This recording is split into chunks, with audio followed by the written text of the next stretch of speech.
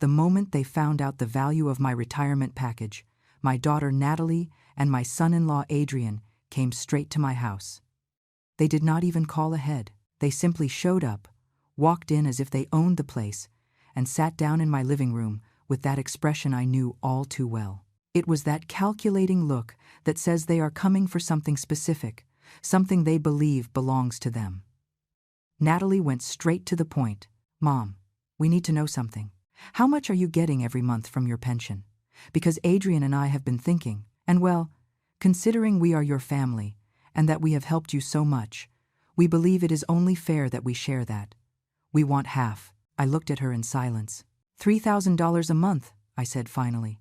My voice sounded calmer than I expected. Natalie and Adrian looked at each other, and I saw their eyes light up with that greed disguised as family entitlement. "Perfect," Adrian said, leaning forward. "So that is $1,500 for us every month. It is the minimum after everything we have done for you, Eleanor. You are already older. You do not need that much money." I said nothing else. I simply got up from my chair with all the calm in the world, walked toward the antique cabinet by the window, and pulled out a black binder that had been waiting for this moment for months. It was a thick, heavy binder, full of documents I had prepared exactly for this day. I returned and placed it on the table, right in front of them. Then I handed them that black binder with a tranquility that surprised even me. "Open it," I told Natalie. "I think this answers everything you came to ask me for today." Natalie extended her hand with a confident smile, as if she expected to find the deed to the house or some document confirming her fantasy of controlling my money. Adrian leaned over her shoulder to look as well, and when they opened that binder, when their eyes began to read the first pages, their faces went pale, completely pale. Natalie's smile vanished as if someone had ripped it off her face. Adrian stopped breathing for a full second. I watched as their hands started to tremble, while they turned page after page, reading every document, every piece of evidence, every record I had meticulously compiled. "What is this?" Natalie whispered, her voice breaking. "Mom, what is all this?" Adrian was turning the sheets faster and faster, as if he wanted to find one that did not say what all the others were saying. His eyes were wide as saucers, his face had lost all color, and I could see reality beginning to hit him like waves, getting stronger and stronger. Inside that folder were legal documents with official seals. There were records of every time they had asked me for money and never paid it back.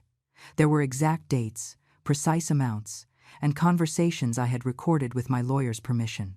There were text messages where they spoke about me as if I were just a source of income, a foolish old woman who did not realize anything. But there was something else, something that made Adrian drop the papers onto the table as if they burned his hands. "This cannot be legal," he said, his voice hoarse, almost desperate. "You cannot do this. You have no right to." I smiled then. It was a small smile, but loaded with the weight of the years I had spent enduring, staying silent, waiting for the right moment. "Oh, but I can, Adrian. And in fact, it is already done. Everything you see in that binder has already been presented to the proper authorities. It is already signed, sealed, and notarized." Natalie looked at me as if she did not recognize me, as if the woman sitting in front of her were a complete stranger. "But Mom, I am your daughter. How can you do this to me? After everything we have shared, after everything that—" I raised a hand and interrupted her. My voice remained calm, but now every word came out with the force of years of contained pain. "Precisely because you are my daughter, Natalie, you should know better than anyone why I am doing this. You came to my house without warning, entered as if you were the owners, and demanded half of my retirement, half of 40 years of my work, of my sacrifices, of my sleepless nights, as if it were a right you have simply for existing." I stood up and looked down at both of them. For the first time in years, I felt I was recovering something I had lost a long time ago. My dignity, my voice, my power to say enough. That black binder contains the whole truth about who you really are and what you have done. And now you are going to live with the consequences of having treated a 70-year-old woman as if she were worth nothing more than the money you could tear from her. You are going to understand that a mother can love her daughter, but she can also defend herself when that daughter becomes her worst enemy. Adrian tried to stand up, but I raised a finger. "Sit down." I have not finished speaking yet, and to my surprise, he sat. Because in that moment, both of them had just understood something fundamental. The little old lady they thought they could manipulate did not exist anymore. In her place was a woman who had learned to use the law, the truth, and her own intelligence as the most powerful weapons that exist. But to fully understand how I arrived at that moment, in that living room, with that black binder in my hands and that expression of terror on the faces of my daughter and son-in-law, I need to go back to the beginning of it all. I need to return to that morning, just a few weeks earlier, when everything began to crumble in a way I had already sensed but did not want to accept. It was a Tuesday. I remember it perfectly because Tuesdays have always been my days to deep clean the house, to put everything in order, to keep every corner of this home exactly as it should be. I woke up at 6 in the morning as I always do, made my coffee, and sat by the kitchen window to watch the sun begin to illuminate the streets of my neighborhood. There is something in those first moments of the day that has always given me peace. That silence before the world wakes up, when everything is still and you can hear your own thoughts without interruptions. But that morning, even amidst that silence, I felt a weight in my chest I could not explain. A sensation that something was about to change, that a storm was approaching, and I was right in its path. I drank my coffee slowly, letting the heat of the mug warm my hands. At 70 years old, the morning chill feels different. It gets into your bones in a way it did not before. But it was not just the physical cold making me shiver that morning. It was something else. It was the premonition that my life, as I knew it, was about to take a turn from which there would be no going back. The house was too quiet, too empty. I have been living alone since my husband died almost 15 years ago, and I thought I had gotten used to the solitude. But there are days when the silence weighs more than others. Days when you walk down the hallways and can hear the echo of your own footsteps, and you realize no one else is going to arrive to fill that void. Natalie used to visit me more often before. When she was younger, when she had not yet married Adrian, when she still looked at me with something that resembled affection, we would go out on Sundays, she would help me with the groceries, and we would sit and talk for hours. But that was a long time ago. So long ago that sometimes I wonder if it really happened, or if it was just a nice dream my mind created to not feel so alone. I finished my coffee and started with the cleaning.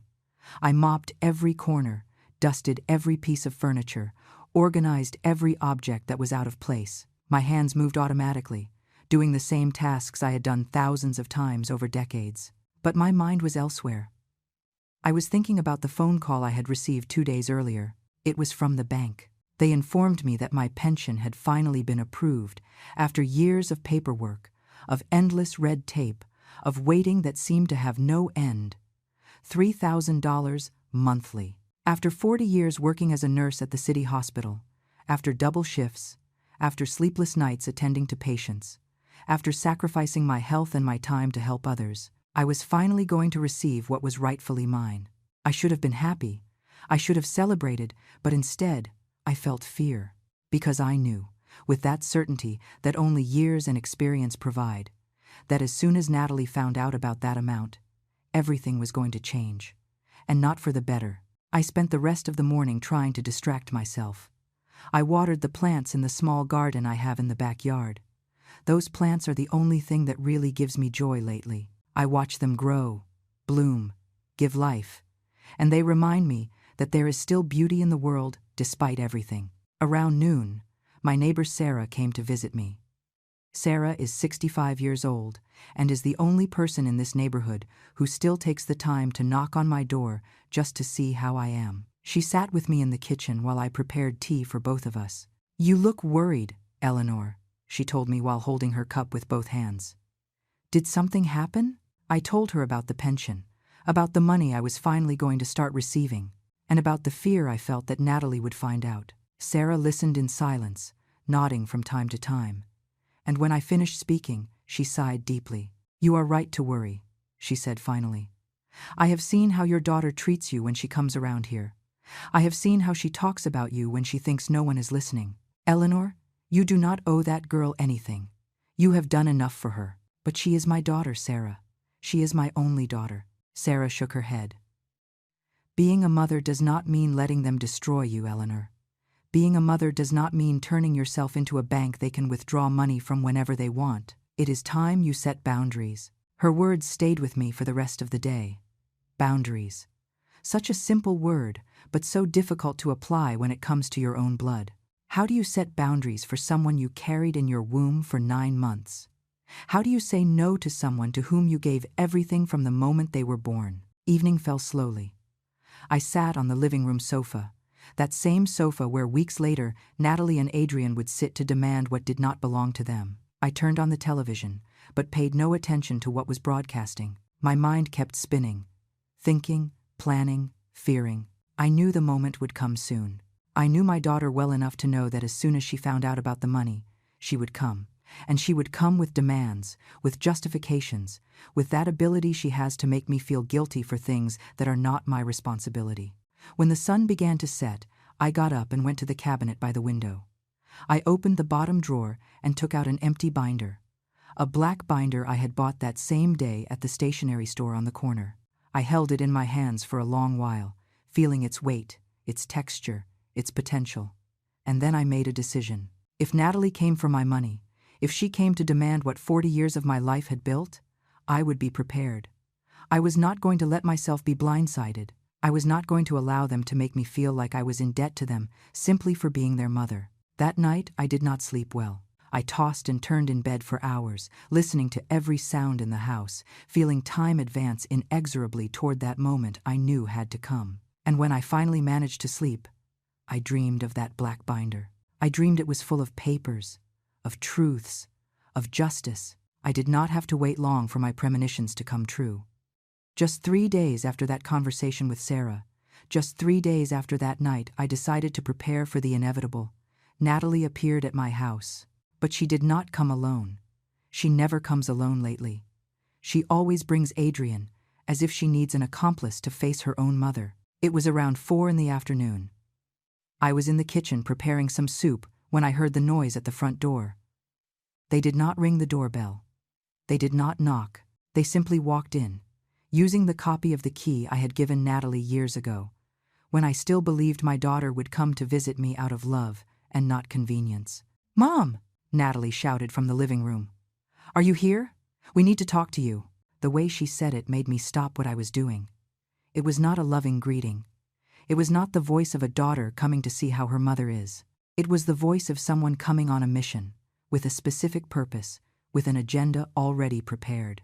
I walked out of the kitchen, drying my hands on my apron. Natalie was standing in the middle of my living room with her arms crossed, looking around as if she were evaluating every object, every piece of furniture, every detail of the decor. Adrian was next to her, with that arrogant posture he always has, as if the whole world owed him something. "Hello, Natalie," I said, trying to keep my voice steady. "I did not know you were coming today." She did not even look me in the eye when she responded. "We do not have to notify you every time we come." "Mom, this is our house too." "Well, it will be our house someday, right? So we can enter whenever we want." Her words hit me like stones. It will be our house someday. As if I were already dead. As if my life were just a temporary obstacle before they could take over everything I had built with my effort. Adrian moved toward the sofa and dropped onto it without any consideration, stretching out his legs and putting his dirty shoes on my coffee table. That wooden table I had polished and cared for over years.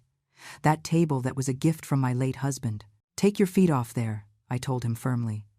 "That table is not for resting shoes."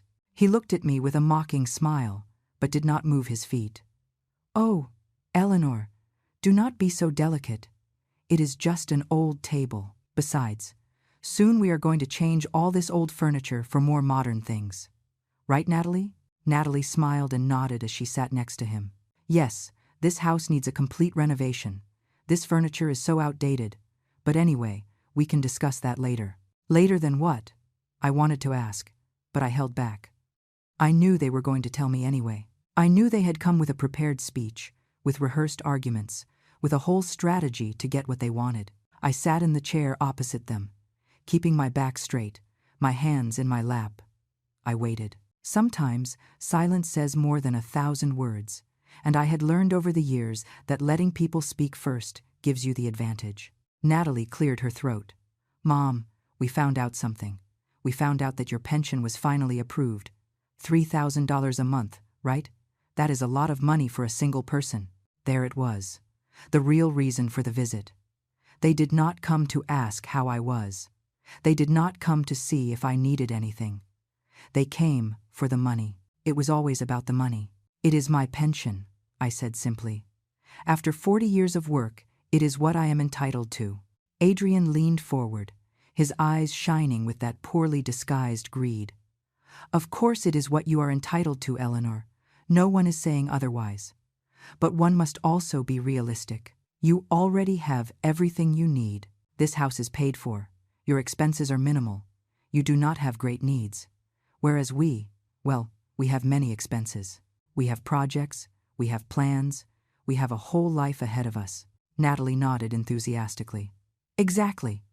Mom, Adrian and I have been thinking about starting a business, but we need initial capital. And considering we are your family, that we have always been here for you, we thought it would be fair for you to help us. You have always been here for me. I repeated her words slowly, letting each one fall into the air like drops of poison. When was the last time you came to see me without wanting something in return? When was the last time you called me just to ask how I was? Natalie frowned. Do not start with that, Mom. You are always on with the same speech that we do not visit you enough. We have busy lives. We have responsibilities. We cannot be coming here every 2 days to hold your hand. Adrian laughed. Besides, you are not that easy to deal with either, Eleanor. You are always complaining about something, always criticizing everything we do. Sometimes it is exhausting being here. His words hurt me more than I wanted to admit, but I did not let it show on my face. I kept my expression neutral, my eyes fixed on them, observing every gesture, every movement, every sign of what they truly were. So, Natalie continued, we have thought that what is fair is for you to give us $1,500 every month. It is half of your pension. With that, we can start our business, and you still keep $1,500 for your expenses. It is a perfect arrangement for everyone. And if I refuse? I asked calmly. The atmosphere in the room changed immediately. Natalie tensed up. Adrian stopped smiling. They looked at each other with an expression I could not fully interpret, but which put me on alert. I do not think you want to refuse, Mom, Natalie said with a voice that tried to sound sweet, but only sounded threatening. We are your family. We are all you have. It would be very sad if, for a little money, you ended up completely alone in this big, empty house. Adrian nodded. Very sad. Why? Who is going to take care of you when you are older? Who is going to be looking out if something happens to you? We are your insurance, Eleanor, and insurance must be paid for. There was the veiled threat, the insinuation that if I did not give them what they wanted, they would abandon me completely, as if their sporadic presence and their visits full of demands were some kind of blessing I should be grateful for. I looked at them for a long moment. I saw my daughter, the girl I had carried in my arms, the baby I had fed from my own body, turned into this woman who now looked at me as if I were just a means to get money. I saw her husband, that man who never worked a full day in his life, who was always looking for shortcuts and easy ways to get what he wanted. And in that moment, I made the final decision. I was not going to let myself be intimidated. I was not going to allow them to turn me into their source of income. It was time they learned what it meant to face a woman who had survived 70 years in this world and who had nothing left to lose. I need to think about your proposal, I told them finally, keeping my voice as neutral as possible. It is a significant decision, and I do not want to take it lightly. Natalie smiled smugly, as if my answer were exactly what she expected to hear. Of course, Mom. Take your time. But not too much, huh? Because the business we want to start has a limited window of opportunity. If we wait too long, we will lose the moment. Adrian got up from the sofa and started walking around my living room as if he were the owner of the place. He stopped in front of the display cabinet where I keep the few valuable things I have. Family photographs, some porcelain plates I inherited from my grandmother, a crystal figurine my husband gave me on our 20th anniversary. And this? He asked, pointing to the figurine. How much is something like this worth? It is not for sale, I replied firmly. Nothing in that cabinet is for sale. He laughed. Everything has a price, Eleanor. Everything. It is just a matter of finding the right number. Natalie got up and joined her husband in front of the cabinet. They started talking to each other in low voices, but loud enough for me to hear every word. It was intentional, of course. They wanted me to know exactly what they were thinking. When we sell this house, all this will have to go, Natalie said, examining the objects as if they were trash. Most are just old things without value. But maybe some pieces we can sell on the internet or at some antique shop. Adrian nodded. And this space could be perfect for an office or a game room if we decide to stay and live here instead of selling. Although honestly, this house is in a very old neighborhood. It would probably be better to sell and move to something more modern. Every word was like a blow. They were planning my future without me. They were deciding what to do with my house, with my things, with my life, as if I no longer existed, as if I were just a temporary obstacle on their path to what they considered rightfully theirs. And where exactly do you think I am going to live while you make all these plans? I asked with a voice I barely recognized as mine. It was cold, sharp, full of a contained rage I had been accumulating for years. Natalie turned toward me with a surprised expression, as if she had completely forgotten I was in the room. Oh, Mom, do not be dramatic. Obviously, this is for when you are no longer here. We are not talking about kicking you out on the street. When I am no longer here, I repeated. You mean when I am dead? You are planning my funeral while I am still sitting here in front of you? Adrian rolled his eyes. Do not get so sensitive, Eleanor. We are all going to die someday. It is just common sense to plan ahead. You are already 70 years old. It is not like you have that much time left. His words took my breath away for a moment. Not from shock, but from the absolute lack of humanity they demonstrated.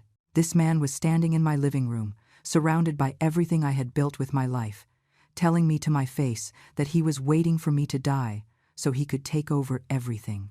Natalie walked over and sat on the arm of my chair, putting her hand on my shoulder in a gesture I suppose was meant to look affectionate, but only felt condescending. Mom, I understand this can be difficult to hear, but someone has to be practical here.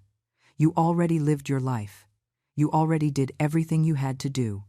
Now it is our turn, and the least you can do is help us get a good start. I pushed her hand off my shoulder. Do not touch me when you are telling me my only utility is to give you money and then conveniently disappear from your lives. She sighed with exasperation. Always exaggerating everything. Mom, always playing the victim. No one is saying we do not love you. We are just being honest about the reality of the situation. Adrian returned to the sofa and sat down again, this time putting his feet even higher on my table. Look, Eleanor, let's be clear. You are going to give us those $1,500 every month, and we are all going to be happy. Or you can refuse, and then we will see how well you do when you are truly alone. Because believe me, without us, you have no one. Your friends in the neighborhood are as old as you. Your family is dead or lives far away. We are all you have left. Are you threatening me? I asked directly. Are you threatening a 70-year-old woman in her own house? Natalie laughed, but it was a forced, nervous laugh. Do not be ridiculous, Mom. No one is threatening you. We are just explaining how things are.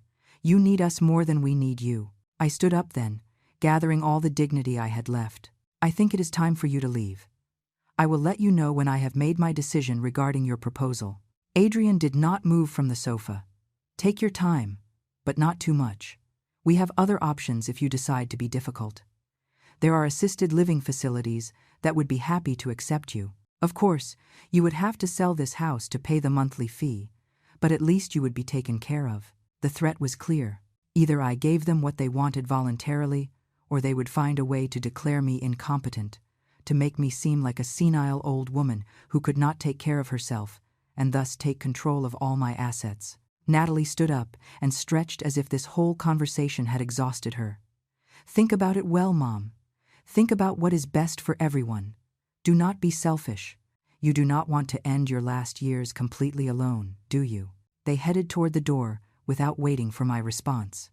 Before leaving, Natalie turned one last time. Oh, and Mom, it would be good if you started thinking about making a clear will too. We do not want legal problems later. It would be better if everything was well specified now, while you are still lucid. The door closed behind them with a loud slam that echoed through the whole house. I remained standing in the middle of the living room, trembling not from fear but from an indignation so deep I felt it burning inside. I walked slowly to the window and watched them get into their car, a new, luxury car they had evidently bought with money they did not have. I saw Adrian say something to Natalie, and both laughed before starting the engine and driving away. They did not want my well-being. They did not care if I was well or unwell. They only wanted my money. They only wanted my house. They only wanted to get rid of me in the most convenient way possible to keep everything I had built over 70 years of life. I sat back in my chair, this time letting the tears finally fall. I cried not out of sadness, but out of rage. I cried because my only daughter saw me as an obstacle. I cried because I had raised someone capable of looking me in the eye and telling me she was waiting for me to die. But after crying, after letting out all that pain, I wiped my tears and made a decision. If they wanted to play dirty, I could play even dirtier. If they believed they could intimidate and manipulate me, they were about to discover they had completely underestimated the woman they had in front of them. I got up, went to the cabinet by the window, and took out that empty black binder I had bought days ago. I placed it on the table and opened it. It was time to start filling it. The next morning, I woke up with a purpose I had not felt in years. It was not revenge I sought. It was justice. It was the need to protect myself from people who clearly had no respect for my life or my well-being. After breakfast, I picked up the phone and called the one person I could trust completely at this moment. Sarah answered on the second ring. "I need your help," I told her without preamble. "And I need this to stay between us." Half an hour later, Sarah was sitting in my kitchen with a cup of tea in her hands, listening to me recount everything that had happened the day before. She did not interrupt me once. She only nodded, her expression becoming increasingly serious with every detail I shared. When I finished, she set her cup on the table with a decided clatter. "That girl needs a lesson she is never going to forget, Eleanor. And that husband of hers, too. What do you need me to do?" "I need witnesses," I told her. "I need someone else besides me to know exactly what is happening, because if they try to declare that I am senile or that I am not in my right mind, I need people who can testify otherwise." Sarah nodded immediately. "Count on me, and I know 3 other neighbors who would also be willing to help. We have all seen how your daughter treats you. We have all heard the horrible things she says when she thinks no one hears her." That same afternoon, I called the law firm 2 blocks from my house. I asked for an urgent appointment, and they gave it to me for the next day.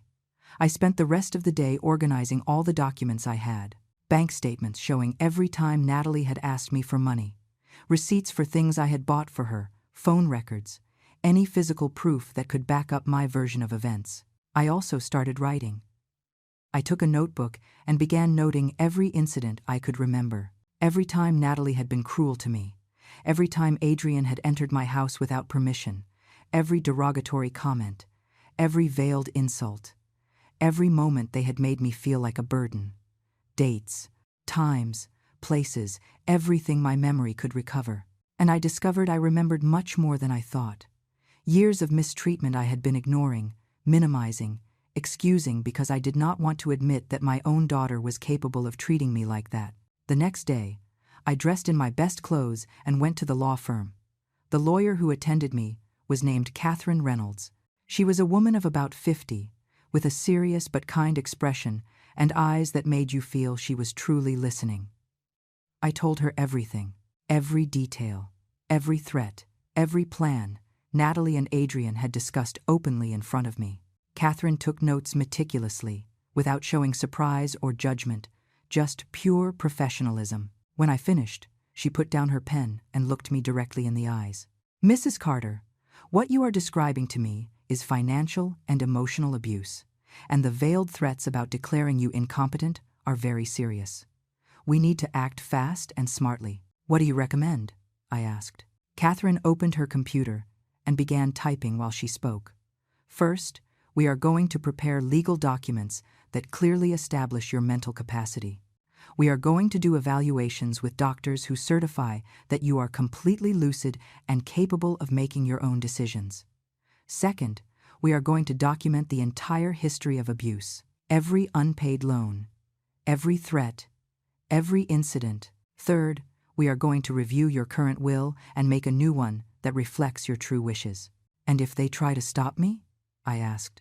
If they try to declare I am not in my right mind before we can do all that? She smiled, but it was a professional, calculating smile. That is why we are going to move fast, and that is why every step we take is going to be backed by witnesses, official documents, and flawless legal procedures. When we finish, any attempt by them to question your mental capacity is only going to make them look bad. I spent the next 2 weeks in a whirlwind of activity. I visited 3 different doctors, each certifying my complete mental lucidity. I did cognitive evaluations that I passed without any problem. I got written statements from Sarah and 4 other neighbors testifying about my mental state and about Natalie and Adrian's abusive behavior. Catherine worked tirelessly. She prepared documents revoking any power of attorney Natalie might have over my medical or financial decisions. She created a new will where I specified exactly how I wanted my assets distributed, with clauses preventing Natalie from contesting anything. She drafted formal letters, establishing clear boundaries regarding their access to my property. I also installed discreet security cameras in my house. They were not obvious, but they covered all the main areas: the living room, the kitchen, the entrance. Catherine had advised me to visually document any future incident. And then the moment arrived that I knew would come. One afternoon, approximately 3 weeks after their last visit, Natalie and Adrian appeared at my house again. This time they did not even use the key. They simply pounded on the door with force, almost as if they wanted to break it down. I opened the door and found them standing on my porch, both with expressions of poorly disguised irritation. "Enough time has passed, Mom," Natalie said, without even saying hello. "We came for your answer. Are you going to give us the money every month or not?" "Come in," I told them calmly. "I think it is time we had a serious conversation." They entered my living room with that arrogant attitude I knew so well. Adrian immediately went to the sofa and dropped onto it. Natalie remained standing, looking at me with impatience. "So, what is your decision?" she asked, crossing her arms. I sat in my chair, aware that every word, every gesture, was being recorded by the cameras they did not know existed. I kept my voice calm, almost neutral. "I have been thinking a lot about your proposal," I began, "and I have reached some important conclusions." Natalie smiled, clearly believing she had won. "I knew you would come to your senses, Mom. I knew you would not want to end up alone." But I did not let her continue. "I have concluded that you have no right to my money, that your threats are unacceptable, and that your behavior toward me for years has been abusive and manipulative." The silence that followed was dense, heavy. Natalie looked at me as if she had not understood my words correctly. Adrian sat up on the sofa, his expression changing from relaxed to tense in a second. "What did you say?" Natalie asked, her voice dangerously low. I stood up and walked to the cabinet by the window. I took out the black binder, now thick with all the documents I had compiled over the last weeks. I held it in my hands, feeling its weight, feeling the power it represented.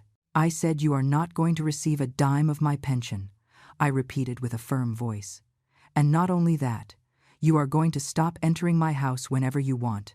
You are going to give me back the key you have, and you are going to start treating me with the respect I deserve." Adrian jumped to his feet. "You cannot talk to us like that. You cannot kick us out. We are your family." I walked back to my spot and placed the black binder on the coffee table, right in front of them. I pushed it gently toward Natalie. "Open it," I told her. "I think this answers everything you came to ask me for today." Natalie looked at the black binder as if it were a poisonous snake. Her hands trembled slightly when she took it, and I could see her swallow before opening it. Adrian approached immediately, leaning over her shoulder to see the contents. The first page was a formal letter from my lawyer, Catherine Reynolds, addressed to both of them. It was written in flawless legal language, but the message was clear. It ceased immediately all permissions they had regarding my property, my finances, and my personal decisions. Natalie turned to the second page. It was a notarized document revoking any power of attorney she might have had over my bank accounts. Her eyes moved rapidly over the words, and I watched her face lose color with every line she read. "This has no validity," she said with a trembling voice. "You cannot do this without consulting us." "Oh, but I can," I replied calmly. "And it is already done. Everything was reviewed by lawyers, notarized, and legally registered. Every document in that binder is completely valid." Adrian snatched the binder from Natalie's hands and began flipping through the pages with abrupt, desperate movements. His face turned red when he reached the third section, a detailed record of all the loans they had asked me for over the last 5 years. Every amount, every date, every unfulfilled promise of repayment. There were 17 documented loans. From the $500 Natalie asked me for a supposed medical emergency that never existed, to the $3,000 Adrian urgently needed for a business that never materialized. In total, they added up to more than $23,000 they had never paid back. "This is private," Adrian shouted, his voice choked. "You have no right to document this like this."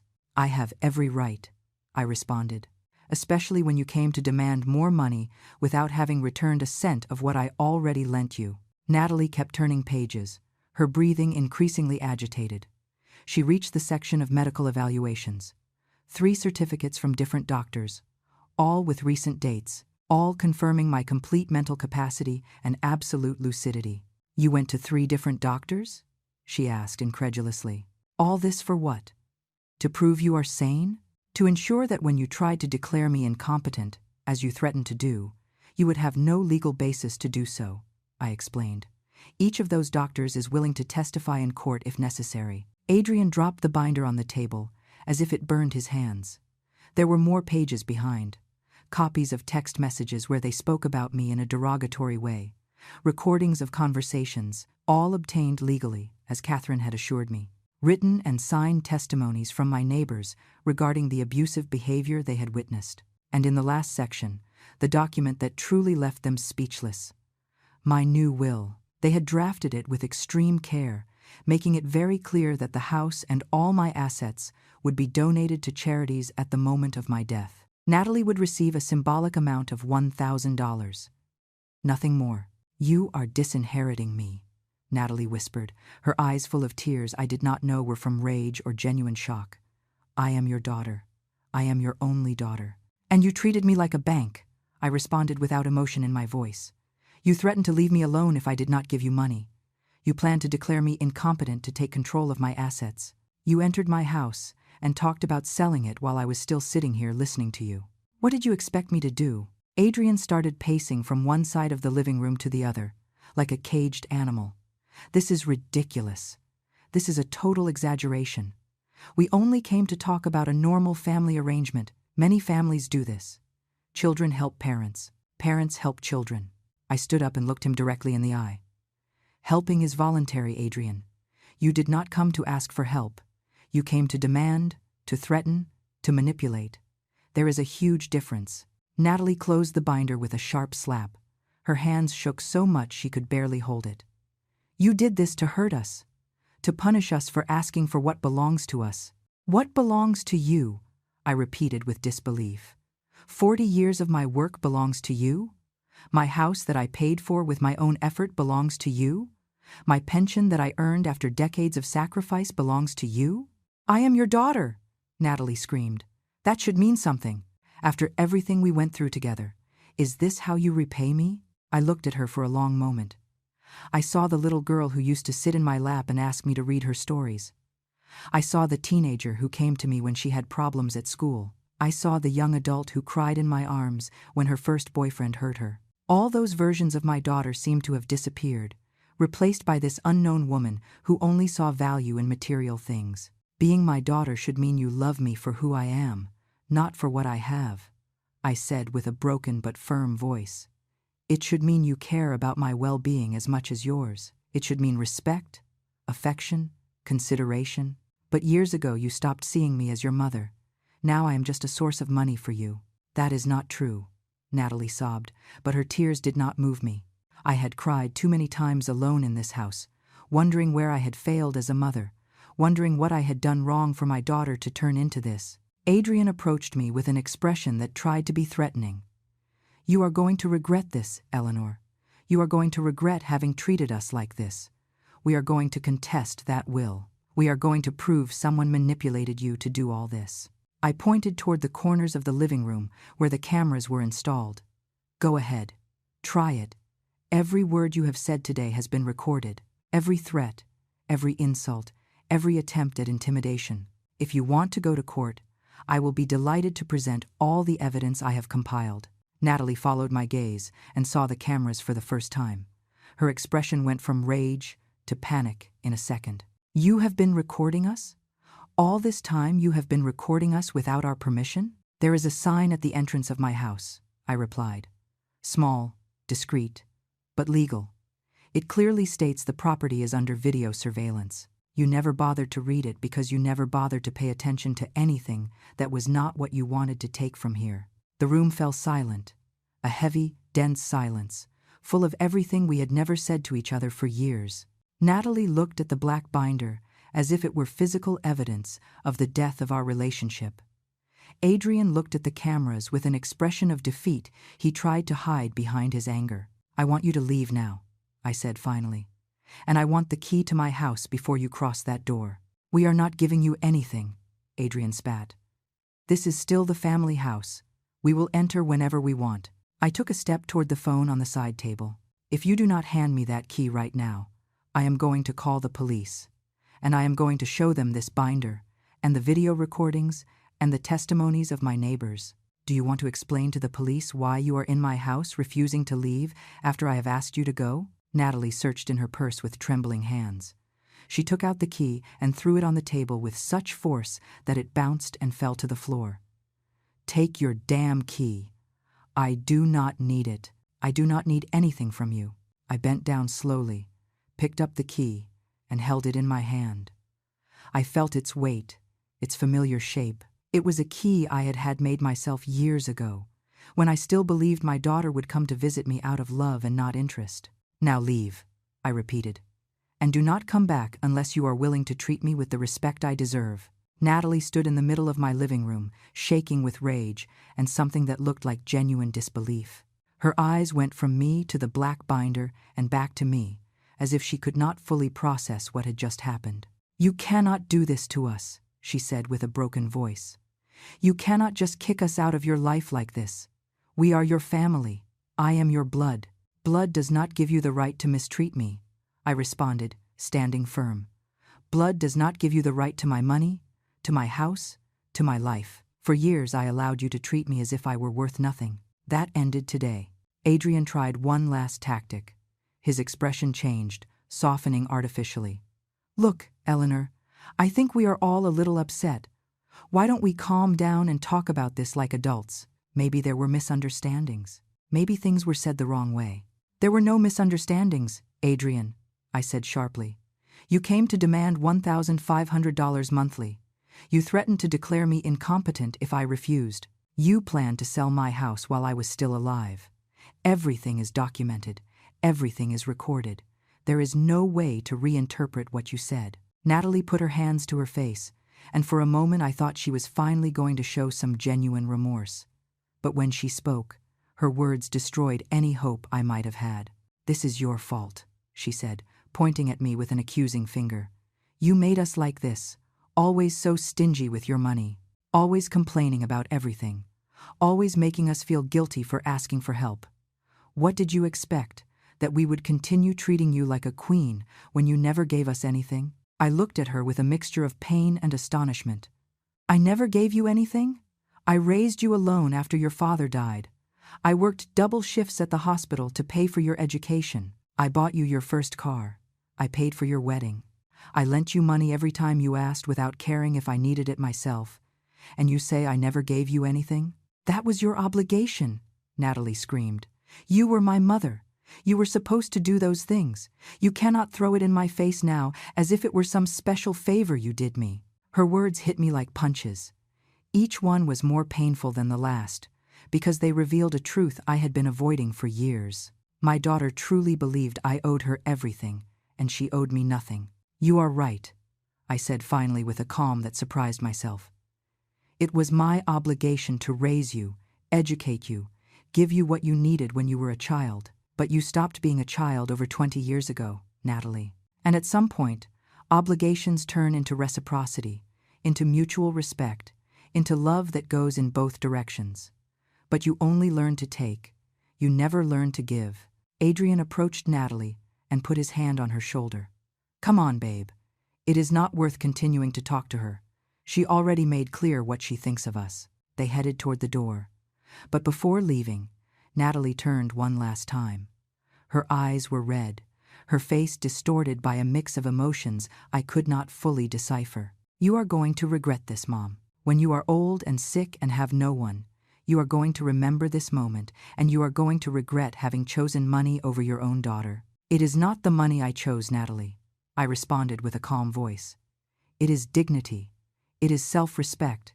It is the refusal to continue being treated as something less than a human being. If that means being alone, I prefer solitude to your toxic company. The door closed behind them with a slam that made the walls shake. I remained standing in the middle of my living room, listening to the sound of their car driving away down the street. And then, only then, did I allow my legs to stop supporting me. I let myself fall into my chair, trembling not from fear, but from the release of years of held tension. Sarah appeared at my back door minutes later. She had been waiting in her house, ready to come if I needed her. She found me sitting in the growing darkness of the afternoon, tears running silently down my cheeks. Did you do it? She asked softly. I did it, I replied. I showed them everything. I gave them the chance to see exactly what they have been all these years. Sarah sat next to me and took my hand. And how do you feel? Free, I said after a moment of reflection. For the first time in years, I feel free. But freedom has a price. And I was about to discover exactly how high that price was. Because Natalie and Adrian were not going to give up so easily. They were not going to accept defeat without trying to destroy me in the process. During the following days, my phone did not stop ringing. They were unknown numbers, calls I did not answer. They left voicemails, some from Natalie crying, others from Adrian threatening, others from people claiming to be lawyers but clearly were not. Sarah and the other neighbors took turns visiting me, making sure I was never completely alone. I installed new locks on all the doors. I reinforced the house security. I kept my cell phone always charged and with the emergency number on speed dial. A week after the confrontation, I received a certified letter. It was from a different law firm than mine. Natalie and Adrian were suing me. They alleged that I was mentally incompetent, that I had been manipulated by third parties to change my will, that I owed them money for care they had supposedly provided me for years. I took the letter immediately to Catherine. She read it with an impassive expression, making notes in her notebook. This is exactly what we expected, she said finally, and we are completely prepared to face it. They have no proof because there is no proof of anything they allege. Meanwhile, we have mountains of evidence demonstrating exactly the opposite. How long is this going to take? I asked, feeling the exhaustion in my bones. Catherine looked at me with compassion. It can take months, maybe more. But Eleanor, I need you to understand something important. You already won. The moment you decided to defend yourself, the moment you said enough, you already won. Everything else is just paperwork. But paperwork was not the only thing I had to face. 2 weeks later, I started noticing something strange. Neighbors who used to greet me now avoided me. People at the grocery store looked at me with expressions I could not interpret. There were whispers when I passed. Finally, a neighbor I had known for years approached me at the bakery. Eleanor, I need to ask you something. Is it true you kicked your daughter out of your house? That you threatened to disinherit her if she didn't do exactly what you wanted? I froze. Who told you that? She looked away, uncomfortable. Your daughter has been talking to several people in the neighborhood. She says you have become cruel and controlling, that you emotionally mistreated her for years, and that now you are using your money to manipulate her. There it was, the smear campaign. Natalie was going around the neighborhood, telling her version of the story, painting herself as the victim and me as the villain. And some people were believing her. And what do you believe? I asked the neighbor directly. She hesitated for a moment. I don't know what to believe, Eleanor. I've known you for years, but she is also your daughter. Why would she lie about something like that? Why does she want my money? I answered simply. because I confronted her about years of abuse and manipulation, because I set boundaries she is not willing to accept. The woman nodded slowly, but I saw the doubt in her eyes. Natalie had sown her poison effectively, and now I would have to live with the consequences that some people would never believe my version of events. The weeks that followed were the hardest I had faced in a long time. Natalie's smear campaign intensified in ways I had not anticipated. She did not settle for badmouthing me in the neighborhood. She went further, much further. One day, Sarah arrived at my house with a pale face and her phone in hand. "Eleanor, you need to see this," she said with a trembling voice. She showed me her screen. It was a post on social media that Natalie had made, accompanied by a photograph of me from several years ago, where I looked especially tired and gaunt. The text read, "My 70-year-old mother has kicked me out of her life for refusing to give her all my money. During years I have cared for her, visited her, supported her, but now that she got a good pension, she has become greedy and cruel. She is completely alone because she pushed away everyone who loved her. Please pray for her, because clearly she is losing her mind in her old age." The post had hundreds of reactions, comments from people I did not even know, expressing their pity for Natalie, saying how terrible it was that the elderly became so difficult, sharing their own stories about complicated parents. I felt as if I had been hollowed out inside. My own daughter was exposing me publicly, lying blatantly, manipulating the narrative to play the victim. And people believed her. Of course they believed her. It was easier to believe an old woman had become bitter and selfish than to accept that a daughter could be so manipulative. Catherine, my lawyer, called me that same afternoon. "Eleanor, have you seen the posts? We need to document all of this too. It is additional evidence of defamation and her pattern of manipulative behavior." But while Catherine saw legal evidence, I only saw the pain of my own daughter publicly destroying my reputation. Sarah stayed with me that night, refusing to leave me alone. Things got worse before they got better. Adrian started appearing in places where I used to go. At the supermarket, at the pharmacy, at church. He never approached directly, but he made sure I saw him, that I knew he was following me, watching, intimidating. One afternoon, when I left Sarah's house, I found him leaning against my car. He smiled when he saw me, but it was a cold, calculated smile. "Eleanor, we need to talk," he said, blocking my path to the driver's door. "I have nothing to talk about with you," I replied, trying to keep my voice firm. "Step away from my car. I just want you to know Natalie is suffering a lot because of you," he continued, ignoring my words. "She has cried every night. She cannot sleep. She cannot eat. You are destroying your own daughter for money." I took out my phone and started recording. "Step away from my car now, or I call the police for harassment." He raised his hands in a gesture of false surrender, but his eyes remained threatening. Okay, but remember my words. Eleanor, all this is going to end very badly for you. Very badly." He walked away, and I stayed trembling by my car for several minutes before I could gather enough composure to drive home. Immediately, I sent the recording to Catherine, who added it to our growing collection of evidence. But while I was accumulating legal proof, Natalie and Adrian were accumulating their own false evidence. I discovered they had gone to speak with Adult Protective Services, filing an anonymous complaint alleging I lived in unsanitary conditions and was a danger to myself. 2 social workers appeared at my door one morning. They were kind but professional, explaining they had to do a welfare check due to a report they had received. I let them in, my heart beating hard. They toured every room of my house, taking notes, asking questions.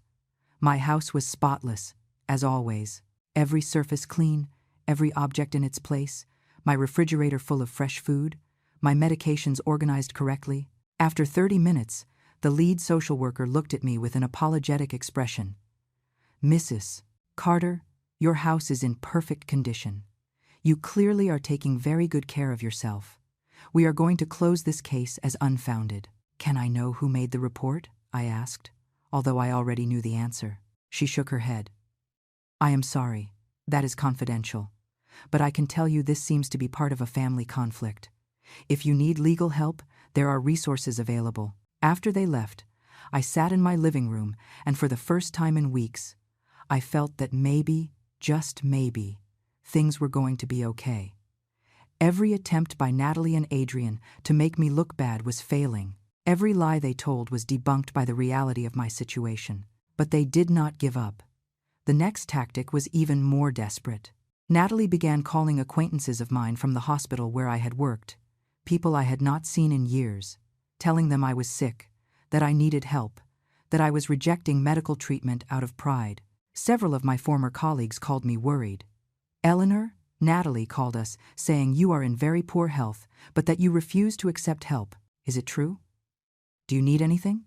I had to explain again and again that I was perfectly fine, that Natalie was lying, that there was a family conflict she was escalating in increasingly disturbing ways. Some believed me immediately. Others remained doubtful, clearly confused about who to believe. 1 month after the initial confrontation, I received an official subpoena. Natalie and Adrian's lawsuit was proceeding to trial. Catherine and I prepared meticulously. We organized every document, every recording, every testimony. We had a solid, irrefutable case. But the night before the first hearing, my phone rang. It was a number I did not recognize, but something made me answer. Mom? It was Natalie's voice, but it sounded different.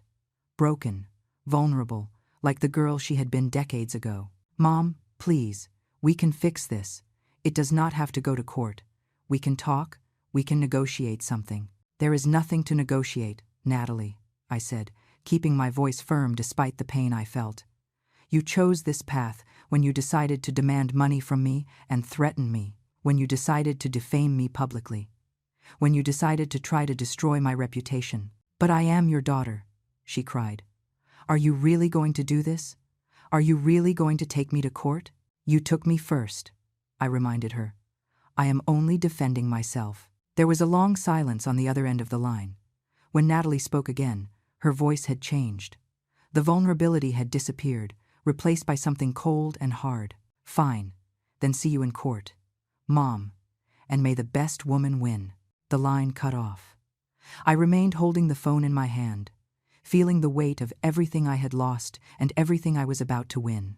The next day, I dressed in my best clothes and headed to the courthouse.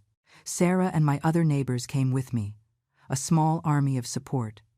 Catherine waited for me at the entrance, with her binder full of evidence and an expression of quiet confidence. When I entered the courtroom, I saw Natalie and Adrian sitting on the other side with their lawyer. Natalie did not look at me. She kept her eyes fixed on the table in front of her, her face pale and tense. The judge entered, and the process began. Natalie's lawyer presented first, making allegations about my supposed mental incompetence, about manipulation by third parties, about years of emotional mistreatment toward my daughter. But when it was Catherine's turn, the room changed completely. She presented document after document, audio and video recordings where Natalie and Adrian threatened me clearly. Bank records showing the history of loans never repaid. Recent medical certificates proving my complete lucidity. Testimonies from neighbors who had witnessed the abuse. I watched Natalie sink lower and lower in her chair with every piece of evidence presented. I watched Adrian turn pale when he heard his own voice in the recordings saying things he now could not deny. The judge listened to everything with attention. When Catherine finished, there was a moment of heavy silence in the room. The judge reviewed the documents in front of him for what seemed like an eternity. The silence in the room was so dense, I could hear my own breathing. Finally, he looked up and glanced first at Natalie and Adrian, then at me. After reviewing all the evidence presented by both parties, he said with a firm and clear voice, I find that the allegations of mental incompetence against Mrs. Eleanor Carter are completely unfounded. The medical evaluations are recent, exhaustive, and conclusive. Furthermore, the evidence presented by the defense demonstrates a clear pattern of manipulation and financial abuse by the plaintiffs. Natalie let out a choked sob. Adrian closed his eyes and clenched his fists on the table. The judge continued. The recordings and testimonies show the plaintiffs attempted to coerce Mrs. Carter into giving them money through veiled threats. Their subsequent actions, including public defamation and harassment, only reinforce the need for Mrs. Carter to protect herself legally from you. Therefore, I dismiss this lawsuit in its entirety and order the plaintiffs to pay legal costs. He paused, and his gaze hardened. In addition, I am issuing a temporary restraining order. The plaintiffs cannot approach within 100 yards of Mrs. Carter's residence nor make contact with her in any form for the next 6 months. Any violation of this order will result in criminal charges. Natalie stood up abruptly. This is not fair. She is my mother. You cannot forbid me from seeing my own mother. The judge looked at her sternly. You forbade yourself a healthy relationship with your mother when you decided to view her only as a source of income. This order is to protect Mrs. Carter from further harassment and manipulation.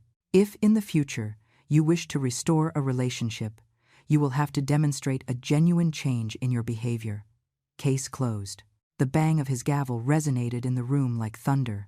Catherine squeezed my hand and smiled. Sarah, who was sitting behind me, put a hand on my shoulder. I had won. Not just legally, but in the recovery of my dignity and my right to live in peace. We left the courthouse, and I watched Natalie and Adrian walking away toward their car. Natalie turned once to look at me, and in her eyes I saw something that surprised me. It was not rage or hate, but fear. For the first time, I think she understood the real consequences of her actions. The months that followed were revealing. Through Sarah and other neighbors, I found out how Natalie and Adrian were doing after the court order. Without access to me or my money, their situation began to deteriorate rapidly. The business they were supposedly going to start never materialized because it had never been more than an excuse to get money. Adrian lost his job after his employer discovered he had been missing work constantly. Natalie tried to get loans at several banks, but her credit history was so bad everyone rejected her. They had to move from their relatively luxurious apartment to a much smaller one in a less nice neighborhood. The new car they showed off so much was repossessed for missed payments. Natalie's posts on social media, which previously showed an apparently perfect life, became increasingly scarce until they disappeared completely. I heard Adrian finally had to accept a job in construction, something he had always considered beneath him. Natalie started working at a supermarket as a cashier. They were honest jobs, dignified jobs. But for them, they represented a huge fall from the life they had imagined living with my money. 6 months after the trial, the restraining order expired. I expected maybe to receive a call, a message, some attempt at contact. But nothing came. Weeks passed, then more months, and I still knew nothing of them. A year after all that, I was at the grocery store doing my shopping when I saw her. Natalie was at one of the registers, wearing the store uniform, scanning products with mechanical movements. She looked tired, with deep circles under her eyes, and her hair less cared for than she used to wear it. Our eyes met for a second. I saw something cross her face, a mix of shame, pain, and something that might have been regret, but immediately she looked away and kept working. I got in line at another register. It was not cruelty, but self-protection. I was not ready for that encounter, and clearly neither was she. Meanwhile, my life had taken a completely different course. With the peace of mind that came after setting firm boundaries, I began to truly enjoy my retirement. I joined a group of volunteers at the hospital where I had worked, helping organize activities for long-term patients. Sarah and I started traveling together, small trips to nearby cities, visiting places we had always wanted to see but never had time for. I invested part of my pension in fixing up my house, making it more comfortable and accessible for my years. I also met other women in situations similar to mine. We formed a small support group. We met every 2 weeks to drink coffee and share our experiences. I discovered I was not alone, that there were many mothers who had to make difficult decisions to protect themselves from adult children who saw them only as resources. 2 years after the trial, I received a letter. It had no return address, but I recognized the handwriting immediately. It was from Natalie. I opened it with trembling hands, not knowing what to expect. The letter was brief. It did not ask for forgiveness directly, nor try to justify what she had done. It simply said, "Mom, I am starting to understand many things I did not understand before. Hard work has taught me lessons I never learned when things came easy. I do not ask you to forgive me now. I just want you to know that I finally see what I did not want to see. I hope you are well. I hope you are happy. Natalie." I put the letter in a drawer. I did not reply. Maybe someday I would, or maybe not. But the fact that she was finally understanding something, even if late, gave me a small measure of peace. Life continued. My house remained my sanctuary. The plants in my garden continued to bloom. Sarah and my other friends continued visiting me regularly. My pension allowed me to live with dignity and comfort, help causes that mattered to me, and enjoy the years I had left without the constant anxiety of being exploited. Did I miss my daughter? Of course. I missed the little girl she had been, the young woman she could have been if she had made different choices. But I did not miss the abuse. I did not miss the threats. I did not miss living in constant fear that they would come to demand more than I could give. One afternoon, sitting on my porch watching the sunset, Sarah sat next to me with 2 cups of hot tea. "Do you ever regret what you did?" she asked softly. I thought about it for a long moment before answering. I regret that it was necessary. I regret that my daughter and I reached that point. But I do not regret defending myself. I do not regret having chosen my dignity over her manipulation. Sarah nodded. "You did the right thing, Eleanor. You gave them the chance to change when you handed them that black binder. They chose to fight instead of reflect. That was their decision, not yours." She was right. I had given them a chance to see the truth, to confront their own behavior, to choose a different path. They chose denial and attack. The consequences they faced were the result of their own actions, not mine.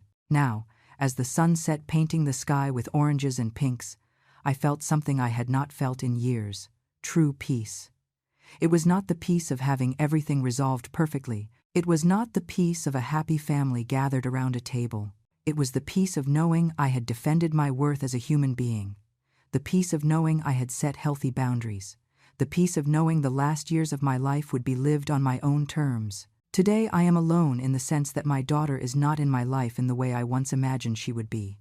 But I am not empty. I am surrounded by true friends who value me for who I am, not for what I have. I am full of purpose through my volunteer work. I am at peace with the decisions I had to take. And if someday Natalie knocks on my door with a genuine change in her heart, with real respect and not with demands disguised as filial love, maybe we can start over. But if that day never comes, I will also be okay. Because I learned the most important lesson of all: being alone with dignity is infinitely better than being accompanied by people who treat you without respect. And that black binder I handed them that day not only contained legal documents, it contained my declaration of independence, my silent scream that I would no longer be a victim, my promise to myself that the years I had left would be lived with my head held high. Today I am alone, but for the first time in a long time, I am at peace.